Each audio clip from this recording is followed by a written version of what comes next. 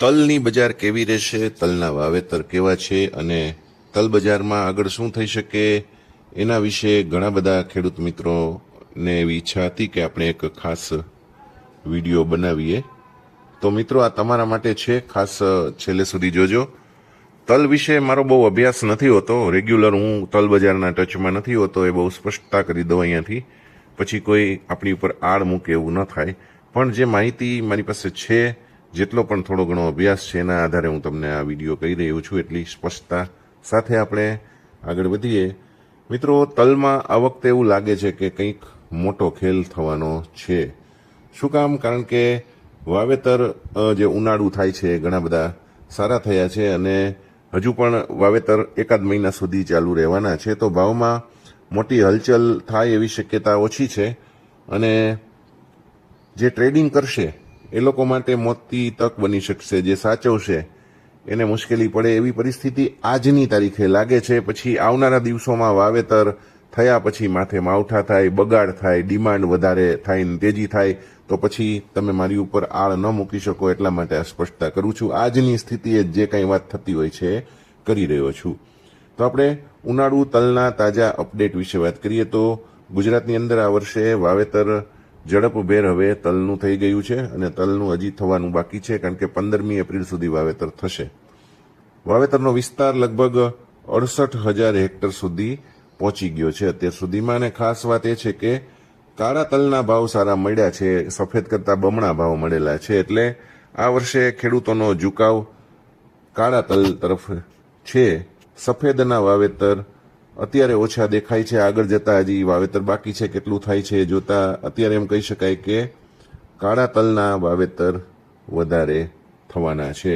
અને જો હવામાન પણ અનુકૂળ રહે તેવી સંભાવના છે, કારણ કે આ વર્ષે અલ નીનોની સ્થિતિ છે, એટલે વહેલો પ્રી મોન્સૂન વરસાદ આવી જાય એવું નથી. તો જો એવું ન થાય તો સફેદ અને કાળા બંને તલનો પાક સમયસર અને સારી ક્વોલિટીમાં આપણી હાથમાં આવી જાય એવી શક્યતા છે. કાળા તલની વાત કરીએ તો ગયા વર્ષે 17,000 થી 18,000 ટન ઉત્પાદન થયું હતું એવો વેપારીઓનો અંદાજ છે. ઘણા બધા નિષ્ણાતો સાથે વાત કર્યા પછીનો અંદાજ છે અને 17,000 થી 18,000 ટનની સામે આ વર્ષે લગભગ 30,000 ટન સુધી કાળા તલનું ઉત્પાદન પહોંચી શકે એવી શક્યતા દેખાઈ રહી છે. બજારમાં 99 એક ક્વોલિટીના તલ 2,000 રૂપિયા પ્રતિ મણમાં વેચાઈ રહ્યા છે અને હજી નવો પાક આવે ત્યાં સુધી ટૂંકા ગાળામાં 50-100 રૂપિયાની હલચલ જોવા મળશે ભાવની અંદર. મોટા ફેરફારો મોટો પાક જોતા નથી લાગતું. એકંદરે ઘસારો આવશે જો પાક સારો ધારણા પ્રમાણે આવશે, નહીતર ઓછો આવે, બગાડ થાય તો વસ્તુ અલગ બની જાય. એટલે સંજોગો પણ બદલાયેલા ગણાય એ માટે તમને કહી રહ્યો છું. આંતરરાષ્ટ્રીય બજાર સાથેની વાત કરું તો બહારની માંગ ઘણી મહત્વની બનશે, પણ વેપારીઓને જે ઇંતજાર છે કોરિયાના ટેન્ડરની છે. 12,000 ટનનો કોરિયાનું એક ટેન્ડર ટૂંક સમયમાં જાહેર થવાય એવી શક્યતા છે, જે નવા પાક માટેનું હશે, ખાસ કરીને ઉનાળુ. અને મે મહિનામાં પણ એક મોટું ટેન્ડર આવવાની શક્યતા છે.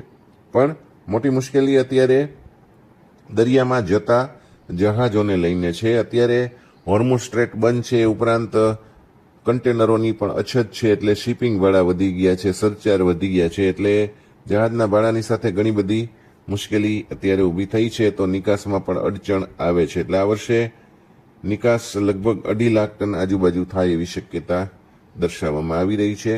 ઉત્પાદનની મેં તમને વાત કરી તો ઉત્પાદન સારું એવી સંભાવના છે. એટલે જોખમ ભરેલા સટ્ટા કરતાં સમજદારીથી ટ્રેડિંગ કરનારાઓને ફાયદો થશે એવું લાગે છે.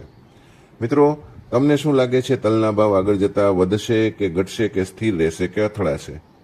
ખાસ કરીને તમે કોમેન્ટ કરજો. અને તમે કેટલા તલ વાવ્યા છે, તમારે ત્યાં કેટલા વાવેતર થયા છે, કાળા તલના, સફેદ તલના, જે કંઈ પણ હોય માહિતી તમને મળે તો કોમેન્ટમાં જરૂરથી જણાવજો, જેથી બીજા ખેડૂતોને ઉપયોગી થાય. વિડીયો ગમ્યો હોય તો જરૂર લાઇક કરજો, શેર કરજો, સબસ્ક્રાઈબ કરજો.